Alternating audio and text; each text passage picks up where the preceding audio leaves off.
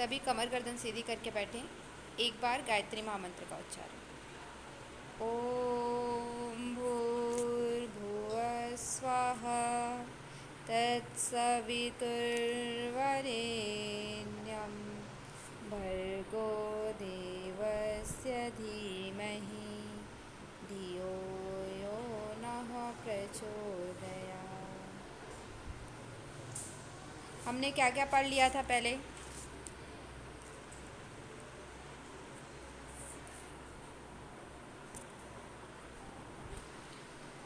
कौन सा टेक्स्ट पढ़ रहे थे, ये तो याद है आप लोग को? ये सही था मैम, अभी भी मैंने चेक किया, अभी भी शो नहीं हो रहा है। शो नहीं हो रहा है? ठीक है, मैं हाँ भेज बस दूंगी आप लोग को। आप लोग ना स्क्रीनशॉट ले लिया करिए। वैसे मैं लास्ट में आज या कल परसों में कंप्लीट हो जाएगा तो मैं डाल दूंगी इसको आपके ड्राइव पे। ठीक है। हमने पिछली क्लास में पहला और दूसरा पटल देख लिया था, है ना? पहले पटल में क्या था? दार्शनिक भूमिका था, जिसमें हमने देखा था कि सत्य असत्य, परमार्थ और परमार्थ के लिए मार्ग क्या क्या होता है। ठीक है। मुक्ति के लिए प्रचलित सिद्धांत हैं क्या है और जो कि गलत हैं। ठीक है। इस तरह से हमने देखा था। और क्या क्या प्रचलित धारणाएं हैं, ये सब हमने देखा था। योग शास्त्र के प्रतिपादन देखा था, जिसमें हमने क्या देखा था? कर्म कांड और ज्ञान कांड। अच्छा, आप लोग बताइए, ज्ञान कांड किन के लिए बताया गया है? क्या करने वाले के लिए ज्ञान कांड बताया गया? किस तरह के साधक के लिए?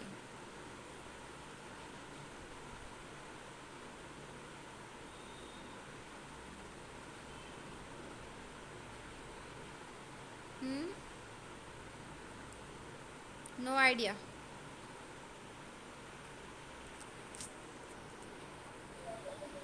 पढ़ नहीं रहे हैं आप लोग? ये हाँ, रिवाइज नहीं हो पाया मैम। मैम ये वाला रिवाइज नहीं हो पाया मैम इस दिन का, इसलिए याद नहीं आ रहा। मैंने बताया था जो क्या है, पारलौकिक सुखों के अनुक्षुक हैं, इस लोक और दूसरे लोक के जो सुखों की इच्छा नहीं रखते, केवल मोक्ष प्राप्त करना चाहते हैं, वो किसका यूज़ करें? ज्ञान कांड को, ज्ञान कांड का सहारा लेकर के वो क्या कर सकते हैं? मोक्ष को प्राप्त कर सकते हैं। ठीक है। और जो लोग चाहते हैं कि इस लोक का सुख प्राप्त हो, परलोक का सुख प्राप्त हो, वो क्या कर सकते हैं? कर्म कांड के द्वारा विभिन्न प्रकार के कर्म करके वो अनेकानेक सुख को प्राप्त कर सकते हैं। ठीक है। फिर सृष्टि की उत्पत्ति क्रम बताया था हमने, विलय क्रम भी देखा था, माया की दो शक्तियाँ देखी थी। यहाँ से क्वेश्चन आता है, आप लोग इसको देख लीजिएगा, माया की दो शक्तियों से। फिर हमने द्वितीय प्रकरण देखा था, जिसमें हमने क्या है? तत्व ज्ञान प्रकरण। यद पिंडे तत्ब्रह्मांडे का जो कॉन्सेप्ट आता है, जो हमारे ब्रह्मांड में है वही हमारे पिंड में है, उस कॉन्सेप्ट को लेकर यहाँ पे जो ब्रह्मांड की चीज़ों के साथ में हमारे शरीर में कौन कौन सी चीज़ें हैं उनकी तुलना की गई है। ठीक है। जैसे कि हमारे शरीर में मेरुदंड में स्थित है 7 द्वीप, नदियाँ, समुद्र, ग्रह, नक्षत्र, सूर्य, चंद्र, ये जो स्थित हैं उन सब के बारे में हमने देखा था। फिर ये भी देखा था कि स्वर ज्ञान के बारे में थोड़ा सा देखा था कि कब हमें खाना खाना चाहिए, कब हमें खाना नहीं खाना चाहिए, और जो अमृत धारा है वो कहाँ कहाँ बह रही है, उनके क्या क्या कार्य हैं, ये सब हमने देखा था। कितनी नाड़ियाँ हैं, नाड़ियों के और क्या नाम है, हमारे मुख्य नाड़ियाँ कौन सी हैं। फिर उसके बाद मुख्य नाड़ियों के साथ एक अन्य नाड़ी है जिसे चित्रा नाड़ी कहते हैं, इसे क्या है? शिव की प्रिया कहा गया है। ठीक है। शिव को बहुत ही प्रिय है ये नाड़ी, ऐसा शिव संहिता में बताया गया है। फिर षट चक्र की जो शक्तियाँ हैं वो हमने देखा था, मूलाधार में कहाँ पे स्थित है, कुंडलिनी कहाँ स्थित है, कितनी आवृत्ति हैं, ये सब हमने देखा था। फिर उसके बाद हमने लास्ट में देखा था वैश्वानर अग्नि क्या होता है और इसके क्या क्या हमारे फल हैं। फल इसके बहुत इंपॉर्टेंट है, आप लोग याद रखिएगा। ठीक है। आज हम लोग स्टार्ट करने वाले हैं तृतीय पटल, जिसको हम लोग क्या है? योगानुष्ठान। ठीक है। यहाँ से क्वेश्चन आता है आप लोग का, इस एक क्वेश्चन आया था मैच द फॉलोइंग में, मैच द कॉलम जो वाला क्वेश्चन जो आता है उसमें, कि शिव संहिता के प्रथम पटल में कौन सी किस बारे में बोला गया है, शिव के द्वितीय पटल में किस बारे में बोला गया है, इस तरह से क्वेश्चन आया था। ठीक है। तो शिव संहिता में जितनी आपकी चीज़ें हैं वो बहुत इंपॉर्टेंट है, तो आप लोग नोट्स भी अपने बनाइए, और जो कन्फ्यूज़न है तो वो आप लोग पूछ सकते हैं। ठीक है। नेक्स्ट अभी हम देखते हैं थर्ड जो चैप्टर है आपका, उसमें तृतीय पटल को क्या बोला जाता है? योग अनुष्ठान। यानी कि क्या है, योग के विषय में यहाँ पे चीज़ें बताई गई हैं, मतलब कि आसन प्राणायाम के क्या लाभ हैं, कितने आसन हैं, इन सब के बारे में विशद चर्चा हमारे किस में मिलती है, तृतीय पटल में मिलती है। ठीक है, पहला यहाँ पे शुरू में ही बताया है प्राण की विवेचना। प्राण की विवेचना का क्या मतलब है कि प्राण कितने हैं और कहाँ कहाँ पे उनका स्थान है, क्या क्या कार्य हैं। सर्वप्रथम क्योंकि क्या है, हम इस चैप्टर में प्राणायाम के विषय में पढ़ेंगे, इसलिए यहाँ पे प्राण की विवेचना का वर्णन मिलता है। पहला क्या है कि मनुष्य के हृदय में 12 दलों वाला सुंदर कमल है, उस प्राण उसी हृदय कमल में निवास करता है। ठीक है, यहाँ पे देखिए प्राण में क्या है, मुख्य प्राण जो हमारा होता है जिसे हम मुख्य प्राण कहते हैं, वैसे तो 10 प्राण हैं, उनमें से मुख्य प्राण हमारा क्या है, प्राण वायु। तो प्राण वायु का स्थान कहाँ पे बताया गया है, हृदय कमल में। ठीक है, ये क्वेश्चन आ सकता है कि प्राण वायु का स्थान कहाँ पे है शिव संहिता के अनुसार, तो कंफ्यूज नहीं होना है, प्राण वायु कहाँ पे रहता है, हृदय में ही रहता है। ठीक है, तो यहाँ पे भी हृदय में ही बताया है। फिर उसके बाद हमने देखा इन 10 प्राणों में पहले मुख्य प्राण है और 5 जो है वो उप प्राण है, उनमें से भी 2 प्राण और अपान क्या है, मुख्य हैं। ठीक है, हमारे टोटल 10 प्राण हैं, उसमें से भी मुख्य प्राण हैं 5, और उन 5 में से भी 2 मुख्य प्राण है, कौन है, प्राण और अपान। ये आपका क्वेश्चन आ सकता है कि मुख्य कौन, 2 प्राण कौन से बताए गए हैं शिव संहिता में। तो टोटल हमारे 10 प्राण हैं, 10 प्राणों में से 5 प्राण को मुख्य प्राण बोला जाता है, और उन मुख्य प्राण से भी 2 प्रमुख कौन से हैं, प्राण और अपान वायु। जैसे हम नाड़ी में पढ़ते हैं ना, नाड़ी में क्या है, इसमें 3.5 लाख नाड़ी बताई है, उसमें से क्या है 14 नाड़ी मुख्य हैं, उनमें से भी कितने हैं, 3 मुख्य हैं, और इस 3 में से भी क्या है, 1 मुख्य है। उसी तरह से हमारे क्या है 10 प्राण है, 10 में से 2 मुख्य हैं, 5 मुख्य हैं, 5 में से 2 और मुख्य हैं। ठीक है, तो इस तरह से यहाँ पे बताया गया। अब हम देखते हैं प्राण का स्थान कहाँ है, हृदय में बताया है। अपान का स्थान जो है वो गुदा में बताया है। समान नाभि में, उदान कंठ में, और व्यान समस्त शरीर में। ठीक है, हमने वशिष्ठ संहिता में कुछ डिफरेंस देखा था इसमें।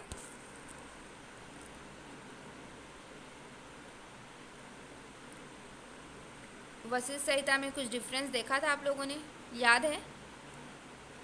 जी मैम, समान जो था वो पूरे शरीर में व्याप्त था। हाँ, समान जो प्राण था वो क्या था, पूरे शरीर में व्याप्त था।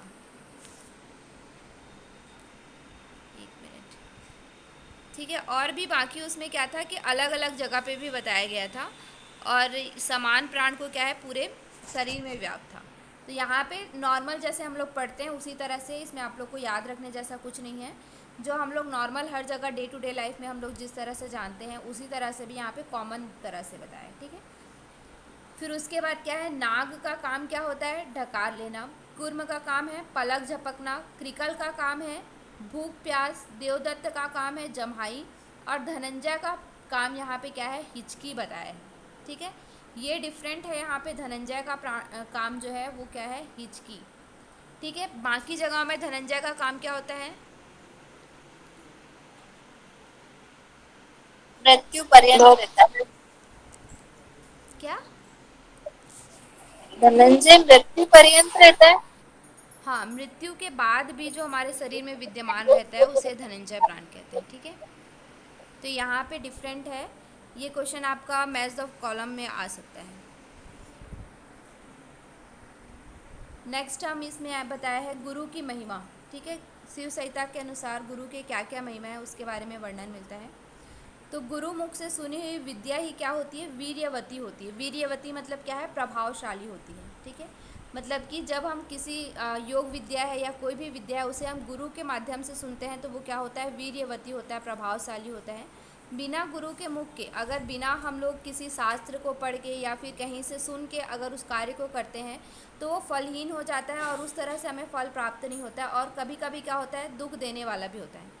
अगर हम लोग इसको डे टू डे लाइफ में देखें तो हम कभी यूट्यूब में वीडियो देख के योगा कर लेते हैं तो उससे फिर बोलते हैं कि योगा क्या होता है कि फल देने वाला नहीं होता है। ठीक है, तो ये नहीं, अगर हम उसे किसी ऐसे टीचर से सीखते हैं जो हमें जानने वाला है उस विषय में, उसका ज्ञान है, तो वो क्या होता है कि वो हमें सही ज्ञान देते हैं और जो फलदायी होता है, प्रभावशाली होता है। लेकिन अगर हम उसे कहीं से पढ़ के या कहीं गलत जगह से देख के उसको करते हैं तो वो क्या होता है, निर्वीर्य भी हो सकता है और साथ ही साथ वो हमें गलत प्रभाव भी दे सकता है, दुख भी दे सकता है। ठीक है, तो वही चीज़ यहाँ पे बताया गया है कि गुरु की महत्ता के अंतर्गत। उसके बाद क्या है कि गुरु को पूर्ण प्रसन्न करके विद्या अभ्यास करने पर वह विद्या शीघ्र ही फलदायी होती है। ठीक है, मतलब कि गुरु, सर्वप्रथम जब हम गुरु के पास जाते हैं तो उनको क्या करना है कि प्रसन्न करना है, मतलब कि हमें उनकी जो विद्या है उसको लेने का पात्र बनना है, पात्रता हासिल करनी है। पात्रता हासिल करने के बाद ही वो क्या होता है, शीघ्रता से फलदायी होता है। ठीक है, गुरु, माता पिता, ईश्वर और इनका कर्म,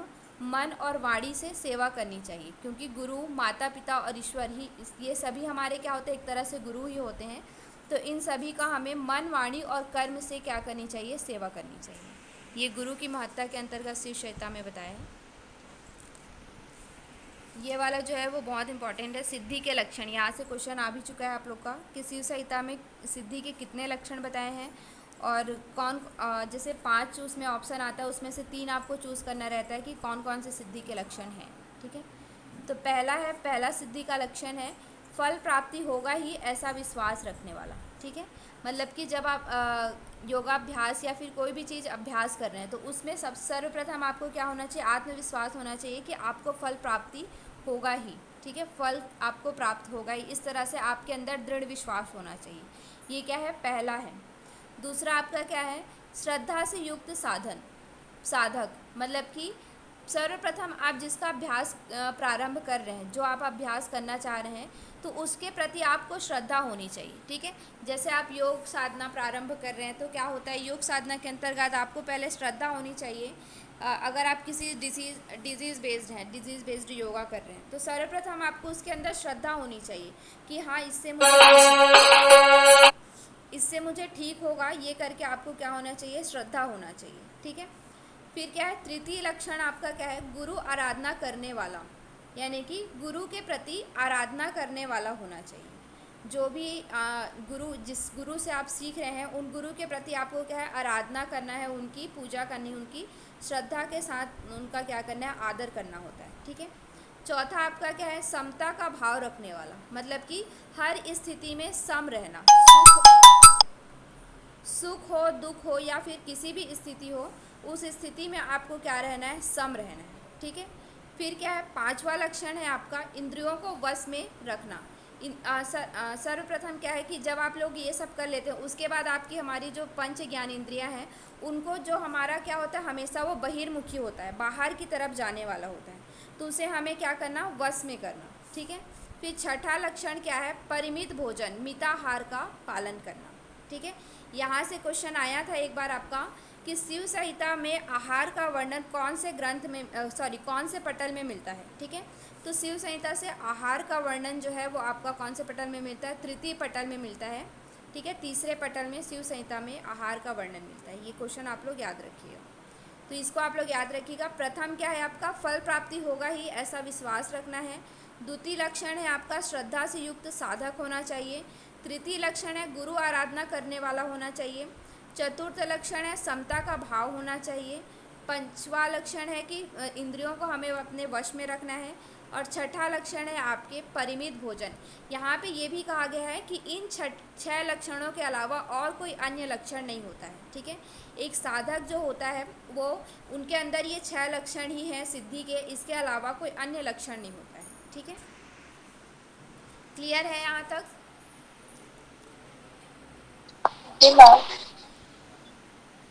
उसके बाद हम लोग देख रहे हैं कि पवन अभ्यास विधि। पवन अभ्यास यानी कि वायु अभ्यास, यानी कि प्राणायाम, एक तरह से नाड़ी शोधन का जो अभ्यास होता है उसकी क्या क्या विधि होती है उसके बारे में यहाँ पे बताया गया। तो प्रक्रिया में बताया गया है कि बाईं नासिका से पूरक, कुंभक और फिर दाईं नासिका से रेचक। फिर दूसरा क्या है, दाईं नासिका से पूरक, फिर कुंभक करना है और बाईं नासिका से रेचक। ये कौन सा विधि हुआ?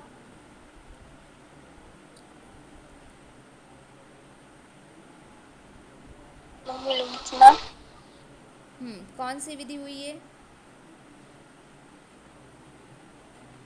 अनुलोम विलोम, मतलब नाड़ी शोधन की। हाँ, नाड़ी शोधन की विधि। ठीक है, तो यहाँ पे पवन अभ्यास विधि के अंतर्गत क्या बताया गया है, नाड़ी शोधन की विधि बताई गई है, जिसमें हमें बाई नासिका यानी कि ईड़ा से पूरक करना है, फिर कुंभक करना है, दाई नासिका से रेचक करना है, फिर दाई नासिका से पूरक, कुंभक और बाई नासिका से रेचक। इस प्रक्रिया को एक समय में 20 आवृत्ति तक करना चाहिए। ठीक है, यहाँ से क्वेश्चन आया था, एक क्वेश्चन इससे बना था कि शिव संहिता के अनुसार एक आवृत्ति में कितनी बार पवन अभ्यास करना चाहिए। ठीक है, एक आवृत्ति में पूछा था उसमें, तो एक आवृत्ति में हमें कितनी बार करना चाहिए, 20 बार करना चाहिए। फिर उसके बाद यहाँ पे नीचे बताया कि हमें दिन में कितनी बार करना है, 4 बार करना है। ठीक है, और एक बार में 20 बार करना है, तो टोटल कितनी बार हुआ,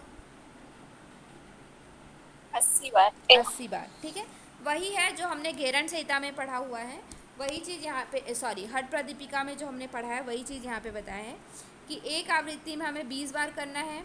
ठीक है, और हमें दिन में कितनी बार करना है, 4 बार, प्रातः, मध्यम, अर्धरात्रि और सायं, ये 4 बार हमें करना है। इससे हमें क्या होता है, 80 बार टोटल हमें दिन में कितनी बार करना है, 80 बार करना है। लेकिन क्वेश्चन आप लोग जब पढ़ते हैं तो उस समय आप लोग को पता होना चाहिए कि एक आवृत्ति में कितनी बार करना है, ये पूछा गया था वहाँ पे, तो वहाँ पे हमें टिक करना था 20 को। ठीक है, फिर यहाँ पे भी वही 3 हमारे वो बताए गए हैं, स्थितियाँ बताई गई हैं प्राणायाम के। पहला है प्रथम स्थिति में, जिसको हम लोग कनियस बोलते हैं। कनियस में क्या होता है, पसीना निकलता है। ठीक है, द्वितीय स्थिति क्या होता है, द्वितीय स्थिति को मध्यम स्थिति कहते हैं। मध्यम स्थिति में क्या होता है, कंपन होता है, शरीर कैसे उछलता है, मेंढक की तरह उछल के वापिस आता है। ठीक है, जैसे मेंढक क्या होता है, बहुत समय तक हवा में नहीं रह पाता, लेकिन एक बार उछल के क्या हो जाता है, नीचे वापिस आ जाता है। तो उसी तरह से द्वितीय स्थिति में हमारे शरीर में कंपन होने लगता है और हम मेंढक की तरह उछलने लगते हैं। ठीक है, तृतीय स्थिति आपकी क्या होती है, उत्तम स्थिति। इसमें क्या होता है, आकाश में विचरण करने की शक्ति आ जाती है। जैसे मेंढक को थोड़े समय में आकाश में रहता है, वापस आ जाता है, लेकिन तृतीय स्थिति जब उत्तम स्थिति आती है तो क्या होता है, आकाश में विचरण करने की शक्ति उसके अंदर आ जाती है। ठीक है, क्या है, और यहाँ पे ये भी बोला गया है कि प्रथम स्थिति से जो ये पसीना निकलता है उसे हमें क्या करना चाहिए, शरीर में ही मल लेना चाहिए। ठीक है, गात्र मर्दन माचरेत ऐसा वहाँ पे बोला जाता है, मतलब कि जो शरीर से पसीना निकलता है उसे हमें शरीर में ही मल लेना चाहिए। ये क्वेश्चन भी आया था कि शिव संहिता के अनुसार जब प्राणायाम अभ्यास करते समय, पवन अभ्यास करते समय शरीर से पसीना निकलता है उसका क्या करना चाहिए। ठीक है, तो उसका वही आंसर है कि शरीर में ही मल लेना चाहिए। हर जगह आपका यही रहता है, तो कंफ्यूज नहीं होना है। शिव संहिता में भी वही है, घेरन संहिता में भी वही है, हठ प्रदीपिका में भी वही है, तो बहुत ज़्यादा इसमें कंफ्यूज नहीं होना है। ठीक है, इसके बाद बोला है इस प्रकार अभ्यास करने से 3 मास से कुछ अधिक समय में सभी नाड़ियाँ निर्मल हो जाती हैं। ठीक है, जब हम इस तरह से पवन अभ्यास करते हैं, नाड़ी शोधन का अभ्यास करते हैं, तो 3 माह के कुछ अधिक समय में ही क्या हो जाता है, नाड़ी निर्मल हो जाता है। जिस प्रकार व्यक्ति नाड़ी शुद्धि होती है उसके शरीर में दोष नष्ट होने पर आरंभ अवस्था संभव हो जाता है। ठीक है, क्या होता है, जब नाड़ी की शुद्धि हो जाती है तो वही उसी अवस्था को हम क्या कहते हैं, आरंभ अवस्था कहते हैं। ठीक है, नाड़ी की शुद्धि की जो अवस्था है वही अवस्था क्या है, आरंभ अवस्था है। नेक्स्ट है आपका, जब आपकी नाड़ी शुद्धि होती है तो आपकी कुछ लक्षण दिखाई देते हैं शरीर में। शरीर संतुलित हो जाता है, सुगंधित हो जाता है, कांति युक्त हो जाता है और स्वर साधक, स्वर सौष्ठव, यानी कि आप जो भी वाणी बोलते हैं, जो भी आप बोलते हैं तो वो कैसा लगता है, मधुर लगता है, सबको अच्छा, सुनने में अच्छा लगता है। जैसे कि आप लोगों ने देखा होगा किसी किसी गुरु साधक होते हैं तो उन जो कोई वक्ता होते हैं तो कुछ वक्ता की जो वाणी होती है वो हमें बहुत प्रिय लगती है। हमें ऐसा लगता है कि हम कितने भी समय तक सुनते रहेंगे तो हम बोर नहीं होंगे, हमें अच्छा लगते रहता है। लेकिन कोई वक्ता ऐसे होते हैं कि कुछ समय सुनने के बाद ऐसा लगता है कि बस कीजिए, अब नहीं सुनने का मन हो रहा है। ठीक है, तो वही चीज़ है कि स्वर सौष्ठव का मतलब क्या है कि वाणी आपकी इतनी मधुर हो जाती है, इतनी अच्छी हो जाती है कि लोग सुनना चाहते हैं आपको। ठीक है, तो ये क्या है, नाड़ी शुद्धि के लक्षण है, सॉरी चिन्ह है। फिर यहाँ पे योग में विघ्न और करणीय कर्म, जैसे बाधक और साधक तत्व होता है ना, उसी तरह से यहाँ पे बाधक और साधक तत्व बताया गया है शिव संहिता के अंतर्गत। तो योग में विघ्न, त्याज्य कर्म का क्या है, कौन कौन सा हमें नहीं खाना है, अम्ल, रुक्ष, तीक्ष्ण, लवण, सरसों का तेल से बने पदार्थ, तेल अथवा जलन पैदा करने वाले पदार्थ का हमें सेवन नहीं करना है। ठीक है, ये भी आहार के अंतर्गत आता है। तो ये भी यही पूछा गया था कि आहार का वर्णन कौन से पटल में है, तो तृतीय पटल में है। ठीक है, तो कौन कौन से है? अम्ल अम्ल नहीं खाना चाहिए यानी कि खट्टा पदार्थ। रुक्ष यानी कि बहुत रूखा पदार्थ नहीं खाना चाहिए, रूखा सूखा। तिक्त तीखा पदार्थ नहीं खाना चाहिए। और लवण बहुत ज़्यादा नमक। सरसों के तेल से बना हुआ पदार्थ हमें नहीं सेवन करना चाहिए। तेल और जलन पैदा करने वाले, जो हमारे शरीर में जलन पैदा करें, मसालेदार चीज़ें जो होती हैं, वो सब हमें नहीं खाना चाहिए। ये हमारे क्या है, योग मार्ग में विघ्न होते हैं। अधिक घूमना, बहुत ज़्यादा ट्रैवलिंग करना योग के लिए क्या है, बाधक तत्व है योग साधना के लिए। तीसरा क्या है, तीसरा क्या है, प्रातः स्नान करना। बहुत जल्दी उठ करके स्नान कर लेना भी क्या है, योग साधना के लिए विघ्न है। चोरी करना, हिंसा करना। अधिक वार्तालाप, बहुत ज़्यादा बोलना, वाचाल होना भी क्या होता है, योग साधना के लिए विघ्न होता है। ठीक है, अहंकार और कुटिलता, जो हमारे अंदर दूसरों के लिए कुटिलता भरी हुई रहती है, अहंकार रहता है, तो वो सब क्या है, हमारे योग मार्ग में विघ्न है। असत्य और मोह, असत्य भाषण करना और किसी भी चीज़ से आसक्ति रहना, मोह रहना, ये भी क्या है, हमारे लिए योग में विघ्न है। ठीक है, अधिक भोजन करना और उपवास रहना, बहुत ज़्यादा भोजन करना भी हमारे लिए हानिकारक है और बहुत ज़्यादा उपवास करना भी हमारे लिए हानिकारक है। ठीक है, अति सर्वस्त्र वर्जते, आप लोगों ने सुना ही होगा। तो अति जो चीज़ है वो क्या है, हमारे लिए हानिकारक होती है। स्त्री प्रसंग और अग्नि सेवन, ये सब क्या है, योग मार्ग में विघ्न है। ठीक है, फिर उसके बाद करनी कर्म है। सिद्धि के उपाय क्या क्या हैं, तो हमें कैसा भोजन करना चाहिए, घी दूध मीठा भोजन, मीठा यानी कि मधुर। ठीक है, चूना रहित पान, कपूर, छिलका रहित पदार्थ, स्निग्ध पदार्थ, इन सब का हमें क्या करना चाहिए, सेवन करना चाहिए भोजन के लिए। और क्या है, अल्प द्वार युक्त सुंदर मठ हमें बनाना चाहिए। ठीक है, मठ का यहाँ पे बताया है, जैसे छोटे द्वार से युक्त हमें सुंदर मठ बनाना है। प्रतिदिन शास्त्रों का श्रवण करना है। ठीक है, श्रवण करना है यानी कि कोई भी आपके योग शास्त्र हैं उनका प्रतिदिन अपने गुरु के द्वारा क्या करना है, श्रवण करना है, सत्संग करना है। ठीक है, वैराग्यपूर्ण गृहस्थ आश्रम जीना है। भगवान विष्णु का नाम कीर्तन करना है। ठीक है, परम कल्याणकारी ध्वनि यानी कि नाद श्रवण का हमें क्या करना है, अभ्यास करना है। धैर्य होना चाहिए, क्षमा होना चाहिए, तप, शौच, लज्जा, जो हमारी ये सब क्या है, ये जो चीज़ लिखी हुई है, धैर्य, क्षमा, तप, शौच, लज्जा, ये क्या है, नियम है मैम। हाँ, नियम है। ठीक है, तो ये नियम यहाँ पे बताए गए हैं। फिर क्या है, सात्विक बुद्धि होनी चाहिए और गुरु सेवा होनी चाहिए। ठीक है, ये सब हमारे लिए क्या है, करणीय कर्म है यानी कि साधक तत्व है, एक तरह से योग मार्ग में साधक तत्व हैं। और इस साइड वाला है जो, ये सब क्या है, योग मार्ग में बाधक तत्व है। ये क्वेश्चन आ सकता है कि कौन शिव संहिता में कौन कौन से साधक तत्व का वर्णन किया गया है, करणीय कर्म का वर्णन किया गया है, शिव संहिता के अंतर्गत कौन से विघ्न योग में विघ्न कारक हैं या त्याज्य कर्म हैं, तो उनके बारे में आपको चूज़ करना रहेगा। ठीक है, फिर अन्य नियम और क्या क्या है, सूर्य नाड़ी, वायु जब सूर्य नाड़ी में प्रविष्ट हो, चलने लगे, तो हमें क्या करना चाहिए, भोजन करना चाहिए। सॉरी, वायु जो है वो सूर्य नाड़ी में प्रविष्ट हो, चलने लगे, यानी कि जब चेक करते हैं तो जब सूर्य नाड़ी चलती रहती है तो उस समय हमें क्या करना चाहिए, भोजन करना चाहिए। और जब चंद्र नाड़ी चल रही हो तब हमें क्या करना चाहिए, शयन करना चाहिए। ठीक है, ये स्वर योग के अंतर्गत आता है। योगाभ्यास के आरंभ में हमें क्या करना चाहिए, दूध घी का सेवन करना चाहिए। ठीक है, फिर क्या बताया गया, तत्वदर्शी योगियों के लिए योग नियम का पालन तब तक करते रहना चाहिए जब तक योगी रोग और द्वैत भाव से रहित ना हो जाए।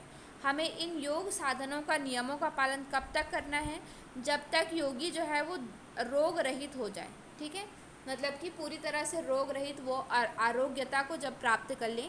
और तीसरा क्या है, द्वैत भाव से रहित, यानी कि जब उसके अंदर जो द्वैत भाव है, अद्वैत की भावना जब उत्पन्न हो जाए, अहम ब्रह्मास्मि, ठीक है, मैं ही ब्रह्म हूँ, ऐसी भावना जब तक उत्पन्न हो जाए तब तक हमें क्या करते रहना चाहिए, योग का साधना करते रहना चाहिए। ठीक है, और नींद और मल मूत्र की भी कमी हो जाए, जब आप इस तरह से योग अभ्यास नियमित करते रहते हैं तो आपकी नींद और मल मूत्र की अल्पता हो जाती है, ठीक है, कमी हो जाती है। जैसे कि आप लोगों ने सुना होगा, कोई योगी हैं, योगी होते हैं जैसे कि पंडित श्री राम शर्माचार्य जी हैं, अगर आप लोग जानते होंगे तो उन वो क्या करते थे, वो कुछ ही समय के लिए 3 या 4 घंटे बस सोते थे, उतने में उनकी नींद क्या हो जाती थी, कंप्लीट हो जाती थी। और हम लोग कितने टाइम तक सोते हैं, कभी 6 घंटे भी सो लिए तो भी हमारी नींद कंप्लीट नहीं होती है, ठीक है, उतने में भी हमें नींद आता रहता है। तो जो योगी होते हैं वो क्या करते हैं, इस योग का नियमित जो अभ्यास करते रहते हैं, उनके में नींद की अल्पता हो जाती है, मल मूत्र की अल्पता हो जाती है, ठीक है। इससे साधक शरीर में पसीना, लार एवं कृमि तथा वात, पित्त और कफ संबंधित किसी भी तरह के दोष नहीं होते हैं, ये नहीं है, ठीक है, नहीं होते हैं। जब योग साधना का पराकाष्ठा हो जाती है, योग साधना की सिद्धि हो जाती है, तो साधक में क्या होता है, पसीने संबंधित दोष, हमारे स्वेटिंग से जो दोष आता है, इचिंग वगैरह का, हमारे बॉडी में जो प्रॉब्लम स्टार्ट हो जाता है, कभी कभी आप लोगों ने देखा होगा गर्मियों में इचिंग वगैरह की प्रॉब्लम हो जाती है पसीने से, लार से रिलेटेड कोई प्रॉब्लम है, कृमि दोष है, ठीक है, वात, पित्त और कफ, इन तीनों दोषों से संबंधित किसी भी तरह का रोग उसको नहीं होता है, जो योग साधना में क्या कर लेते हैं, सिद्धि प्राप्त कर लेते हैं, ठीक है।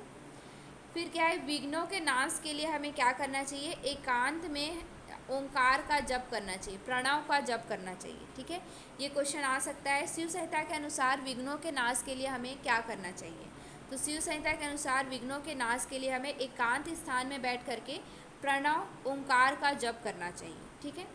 पूर्व जन्म में कर्म फलों का नाश के लिए प्राणायाम वायु साधना का अभ्यास करना चाहिए, ठीक है। जो पूर्व जन्म के कर्म हैं उनके नाश के लिए हमें क्या करना चाहिए, प्राणायाम का अभ्यास करना चाहिए, वायु साधना का अभ्यास करना चाहिए। क्लियर है? जी मैम। अब यहाँ पे बोला वायु साधना, प्राणायाम का अभ्यास, तो प्राणायाम अभ्यास प्रक्रिया में कुछ यहाँ पे अभ्यास प्रक्रिया बताए गए हैं, जिनके द्वारा हम क्या कर सकते हैं, अनेकानेक हमें सिद्धियाँ प्राप्त होती हैं। तो पहला क्या है, वायु साधना के अभ्यास से दुखों का क्षय होता है और रोग का नाश होता है।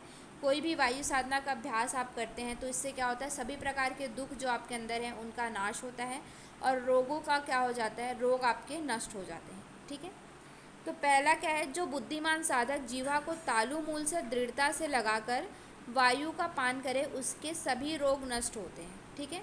जीवा को हमें कहाँ पे लगाना है, तालु मूल से, यानी कि पेटल जो हमारा अपर पैलेट होता है उससे लगा करके उस तरह से वायु का पान करना है, जीवा को ऊपर की तरफ लगा करके वायु का पान करना है।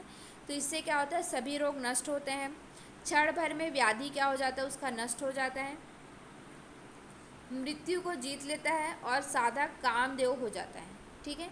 एक तरह से हम इसको देखें तो लगभग खेचरी जैसा अभ्यास है। खेचरी में हम क्या करते हैं, तालु मूल से लगाते हैं, ऊपर की तरफ लगाते हैं और वायु का पान करते हैं, तो इससे क्या होता है, मृत्यु को जीत लेता है, खेचरी साधक कामदेव हो जाता है और सभी व्याधि नष्ट हो जाते हैं, ठीक है। लेकिन यहाँ पे खेचरी का नाम नहीं दिया है, मैं इसको आप लोग को ऐसे बता रही हूँ कि ये एक तरह से खेचरी का अभ्यास है, ठीक है। दूसरे में क्या होता है, जो योगी होठों को कौवे की चोंच के समान बनाकर शीतल वायु का पान करता है, ठीक है, ये कौन सा अभ्यास है, काकी मुद्रा। हाँ काकी मुद्रा, काकी होठों को, हाँ काकी मुद्रा के द्वारा जो चोंच बना करके हम शीतल वायु का पान करते हैं, तो इससे कौन तितली सा, प्राणायाम। या फिर एक तरह से हम इसको शीतली प्राणायाम भी बोल सकते हैं, ठीक है। लेकिन इसमें जीभ को नहीं बोला है, होठों को बोला है, तो काकी मुद्रा के द्वारा ही है, ठीक है। तो इसमें क्या होता है, मुक्ति का पात्र बनता है, जो योगी है वो क्या हो जाता है, मुक्ति का पात्र बनता है। श्रमजन्य दाहकता, श्रमजन्य दाहकता का मतलब क्या होता है कि जब आप बहुत ज़्यादा श्रम करते हैं, जैसे गर्मी में जो मजदूर होते हैं वो काम करते रहते हैं, तो उससे उनके शरीर में क्या होता है, गर्मी उत्पन्न होता है, ठीक है। तो वो गर्मी को क्या करता है, वो नष्ट करता है। या फिर आप लोगों ने सुना भी होगा कि शीतली प्राणायाम का अभ्यास, जैसे हमें प्यास वगैरह बहुत लगते रहते हैं या गर्मी लगते रहती है, तो शीतली प्राणायाम का हम अभ्यास करते हैं, तो उस समय कुछ समय के लिए, कुछ क्षणों के लिए हमारा क्या होता है, जो दाहकता होती है, गर्मी होती है, वो समाप्त हो जाती है। तो उसी तरह से यहाँ पे लाभ बताया गया है, बुढ़ापा और समस्त रोग नष्ट होते हैं, ठीक है। काकी मुद्रा के द्वारा जब आप इस तरह से अभ्यास करते हैं तो बुढ़ापा और समस्त रोग नष्ट होता है, ठीक है। तीसरा यहाँ पे बताया गया है, क्षय रोग को दूर करने के लिए दोनों संध्या समय, संध्या यानी कि सुबह शाम जो हम संध्या आरती करते हैं उस समय क्या करना चाहिए, कुंडलिनी के मुख पर ध्यान करते हुए काकी मुद्रा द्वारा वायु का पान करें। ठीक है, यही है, सेम इसी तरह से करना है, लेकिन ध्यान आपको कहाँ पे करना है, कुंडलिनी के मुख में। कुंडलिनी कहाँ पे होती है शिव संहिता के अनुसार?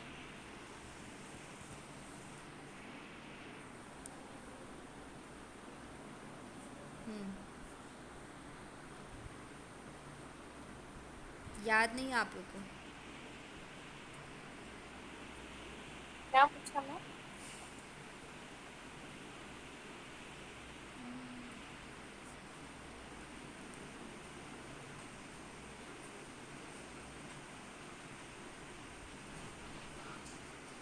ये देखिए यहाँ पे बताया है, मूलाधार गुदय स्थान से 2 अंगुल ऊपर और लिंग से 2 अंगुल नीचे 4 अंगुल विस्तार वाला है। वहीं पे क्या रहता है, विद्युत लता के समान कुंडलिनी रहती है। ठीक है, ये तो वैसे आप लोग कॉमन भी बता सकते थे, कुंडलिनी वहीं पे ही रहती है, मूलाधार के स्थान के पास जहाँ पे सुषुम्ना स्टार्ट होता है, सुषुम्ना के मुख को बंद किए हुए रहती है। आप लोग बिल्कुल भी पढ़ नहीं रहे हैं और इससे कुछ नहीं होने वाला है।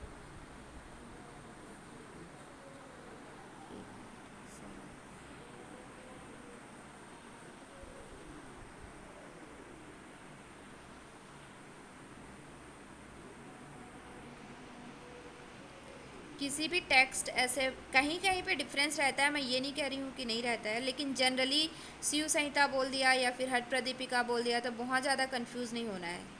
ये चीज़ें लगभग हर जगह पे सेम ही हैं। जहाँ पे डिफरेंस रहता है उसी को आपको याद रखना है।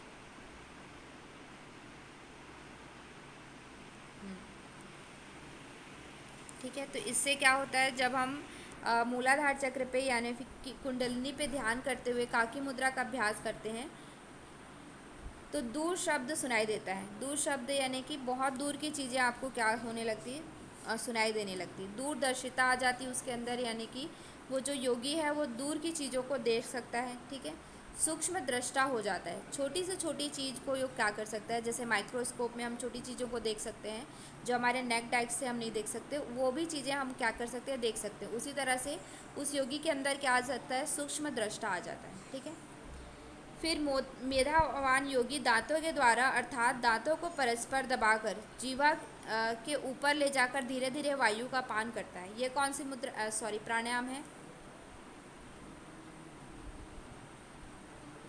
शीतकारी मैम है। शीतकारी। शीतकारी प्राणायाम। ठीक है, तो शीतकारी प्राणायाम के द्वारा जब वो वायु का पान करता है तो क्या होता है, शीघ्र ही मृत्यु को जीत लेता है। ठीक है, 6 मास तक प्रतिदिन अभ्यास करने से पापों की मुक्ति होती है और सभी रोग उसके क्या हो जाते हैं, नष्ट हो जाते हैं। ठीक है, 1 वर्ष तक अभ्यास करने से वो क्या कर लेता है, मृत्यु को जीत लेता है। ये चीज़ पूछा जा सकता है, 6 महीने के अभ्यास से क्या होता है, 1 साल के अभ्यास से क्या होता है। ठीक है, तो वायु साधना यहाँ पे प्राणायाम की प्रक्रिया के बारे में बताया है। नेक्स्ट हम लोग देखते हैं वायु साधना के लाभ। जो हमने अभी वायु साधना देखा उसके क्या क्या लाभ हैं। प्राणायाम का अभ्यास करते समय 3 घड़ी यानी कि 72 मिनट तक जब हम कुंभक करने की स्थिति आपकी आ जाती है, जब आप 72 मिनट तक कुंभक कर लेते हैं तो इससे क्या होता है, वाक सिद्धि हो जाती है। वाक सिद्धि यानी कि बोलने की शक्ति, जो भी आप बोलते हैं वो मतलब कि यथेष्ट बोलते हैं। ठीक है, बहुत ही अच्छा बोलते हैं और सुनने में जो अच्छा लगता है उस तरह से बोलते हैं। यथेष्ट विचरण यानी कि जहाँ आपकी इच्छा है वहाँ पे विचरण करने की शक्ति आपके अंदर आ जाती है। तीसरा क्या है, दूरदर्शिता आ जाती है, मतलब कि दूरदृष्टि हो जाती है।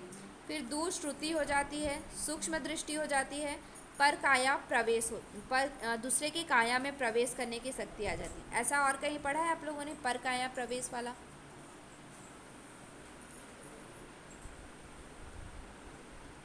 मैम पातंजलि योग सूत्र में पढ़ा था। हाँ, पातंजल योग सूत्र में भी पर काया में प्रवेश करने की एक विभूति है, जिसके कारण द्वारा हम क्या कर सकते हैं, एक सिद्धि है जिसके द्वारा हम दूसरे के शरीर में प्रवेश कर सकते हैं। ठीक है, तो यहाँ पे भी वायु सिद्धि के अंतर्गत बताया कि हम दूसरे के शरीर में प्रवेश कर सकते हैं। मलमूत्र लेपन से स्वर्ण उत्पन्न होता है। जब इस तरह का जो योगी है तो वो उसके मल मूत्र का लेपन अगर हम किसी वस्तु पे करते हैं तो वो क्या हो जाता है, स्वर्ण बन जाता है, ऐसा यहाँ पे बताया गया है। ठीक है, अदृश्य होना, आकाश गमन आदि, मतलब कि अदृश्य हो जाने की शक्ति आ जाती है, आकाश गमन करने की शक्ति आ जाती है। ठीक है, अष्ट सिद्धियाँ जो हमारी हैं, अणिमा, लघिमा, महिमा, गरिमा, प्राप्ति, प्रकाम में सिप्त और वसिप्त, ये सारी जो अष्ट सिद्धियां हैं वो हमें प्राप्त होती हैं। ठीक है, पाप पुण्य रूपी समुद्र से पार होकर तीन लोकों में विचरण करने की क्षमता आ जाती है। मतलब कि सभी लोक में वो क्या करने लगता है, विचरण करने लगता है, और उसके पाप और पुण्य के समुद्र, यानी कि जो ये कर्म बंधन है और जो ये जन्म चक्र हमारा चलता रहता है, पुनर्जन्म, तो इस चक्र से वो क्या हो जाता है, मुक्ति को प्राप्त कर लेता है। ठीक है, ये है वायु सिद्धि के लाभ। ये सब क्वेश्चन इंपॉर्टेंट है। फिर यहाँ पे 4 अवस्थाएं बताई गई हैं। ठीक है, पहली अवस्था है आरंभ अवस्था। आरंभ अवस्था में क्या होता है, आरंभ अवस्था हमने कहीं पे पढ़ा है अभी, हट प्रदीपिका। अभी अभी इसमें कौन से अभ्यास से आरंभ अवस्था सिद्ध होती है, शिव संहिता में?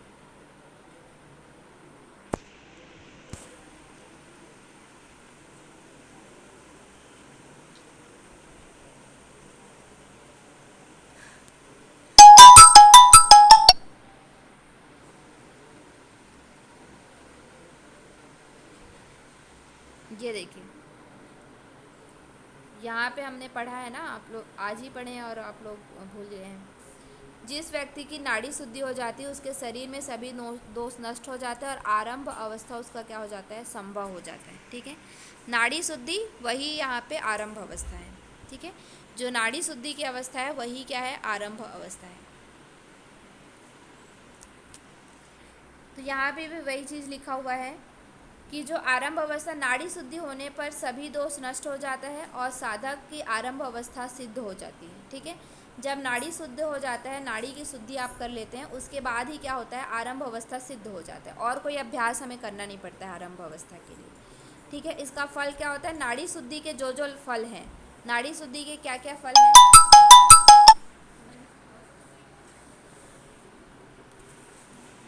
नाड़ी शुद्धि के क्या क्या फल हैं? मैम आवाज नहीं आ रही है। आवाज़ नहीं आ रही, एक मिनट। अभी आई। नाड़ी शुद्धि के क्या क्या फल हैं?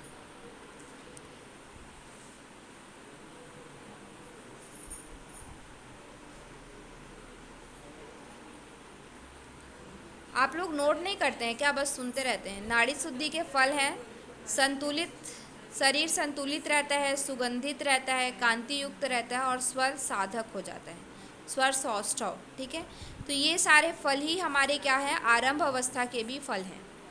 ठीक है, जो ये सब फल हैं वही हमारे क्या है, आरंभ अवस्था के फल हैं। क्लियर है?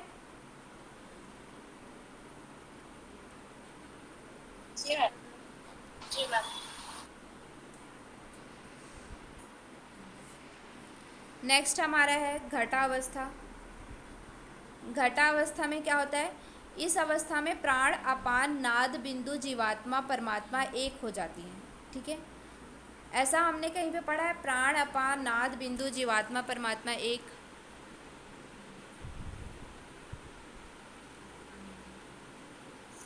समाधि की अवस्था।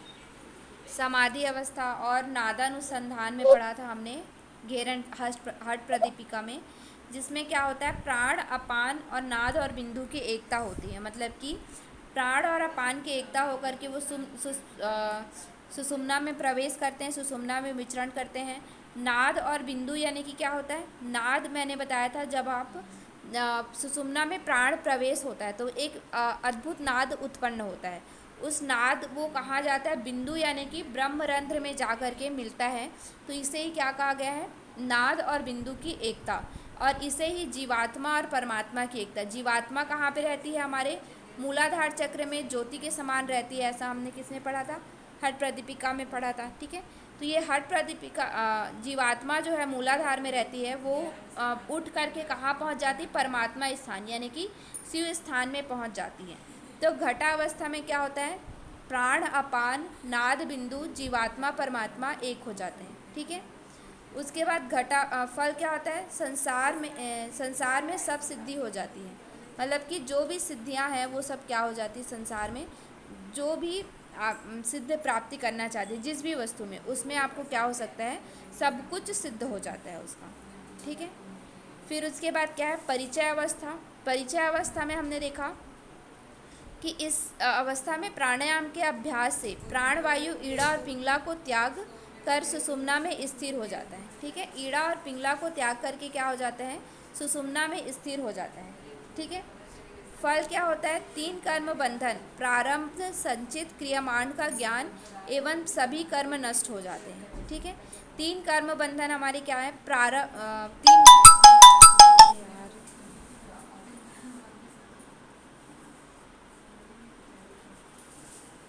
आवाज़ आ रही है मेरी?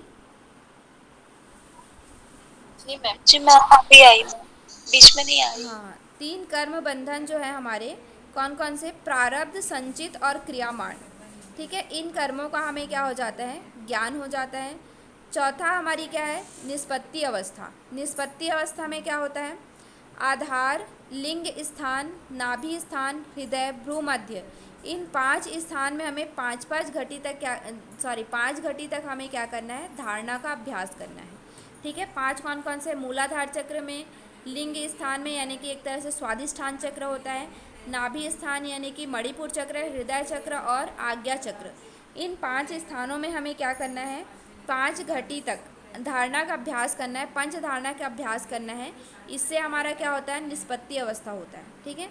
फल क्या है, 5 मूल भूतों का विजय होता है, अमृत तत्व की प्राप्ति होती है, जीवन मुक्त होता है, दीर्घ जीवन, शांत और धीर समाधि की प्राप्ति। धीर समाधि यानी कि लंबे समय तक उसे समाधि की प्राप्ति होती है। जैसे कि हमने आप लोगों ने पढ़ा होगा पतंजलि में, मंत्र औषधि, जन्म औषधि मंत्र जप सिद्धि।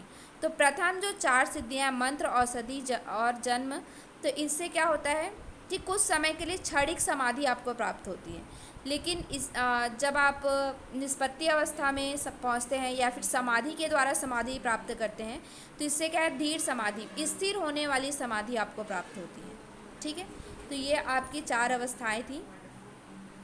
नेक्स्ट आगे हम कल देखेंगे, और भी हैं इसमें 4, अरे एक ही है, चलिए इसको देख ही लेते हैं। फिर आसन इसमें है, 4 आसन यहाँ पे बताए गए हैं। वैसे तो 84 आसन आदिनाथ शिव के द्वारा बताया गया है, उनमें से 4 आसन मुख्य हैं। ठीक है। सिद्धासन, पद्मासन, उग्रासन और स्वस्तिकासन, ये 4 आसन यहाँ पे मुख्य बताए गए हैं। तो सिद्धासन में वही होता है, आप लोग का जो विधि है वो सेम ही है सिद्धासन की। लाभ है इसमें, पाप से मुक्ति होकर योग की पूर्णता को प्राप्त करता है। ठीक है। उससे पाप, सारे पाप नष्ट हो जाते हैं और क्या होता है, योग की पूर्णता को वो प्राप्त करता है। उसके बाद क्या है, पद्मासन। पद्मासन में क्या होता है, दोनों पाँव को पलटकर जंघा मूल में रखना है और ध्यान मुद्रा लगाना है, नासिकाग्र दृष्टि लगाना है, जालंधर बंद लगाना है। इसमें क्या होता है, सभी व्याधियाँ नाश होती हैं, प्राण का समभाव होता है। ठीक है। प्राण समभाव में रहता है। केवल बुद्धिमान साधक को ही ये प्राप्त होता है, सभी को ये प्राप्त नहीं होता है, सभी सिद्धि नहीं कर सकते इसकी, केवल बुद्धिमान साधक ही सिद्धि कर सकते हैं। ठीक है। फिर क्या है, उग्रासन। उग्रासन में क्या होता है, उग्रासन जिसे हम लोग पश्चिम उत्तानासन भी कहते हैं। ठीक है। यहाँ पे आपको कंफ्यूज नहीं होना है, कभी कभी पश्चिम उत्तानासन आ जाता है, कभी कभी उग्रासन आ जाता है। ठीक है। तो शिव संहिता में उग्रासन क्या है, पश्चिम उत्तानासन है। इसमें क्या है, दोनों पाँव को फैलाकर हाथों से पकड़ें, सिर को घुटने से लगाएं, प्रयत्न पूर्वक गुप्त रखें, इसे ही क्या बोला गया है, उग्रासन बोला गया है। ठीक है। आसनों में अग्रगण्य होता है, जठराग्नि प्रदीप्त होती है, शारीरिक कष्टों का नाश होता है, प्राण का सुषुम्ना में प्रवेश होता है, सभी सिद्धियां प्राप्त होती हैं। ठीक है। आसन में क्या होता है, वो अग्रगण्य होता है, मतलब कि सभी आसनों में अग्रगण्य माना जाता है।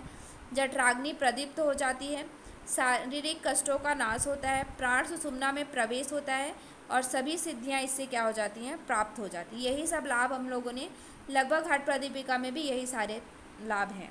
ठीक है। पश्चिम उत्तानासन से।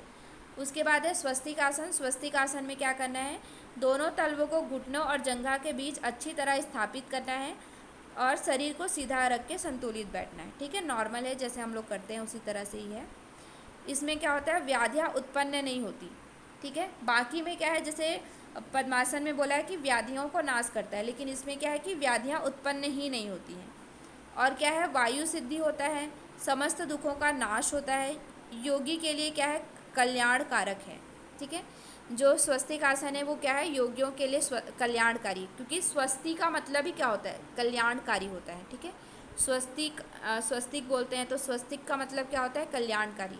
तो ये जो आसन है वो योगियों के लिए क्या है, कल्याणकारी है। क्लियर।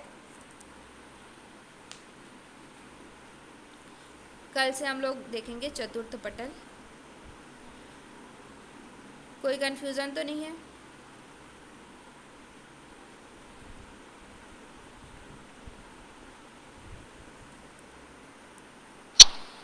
नहीं मैम। चलिए,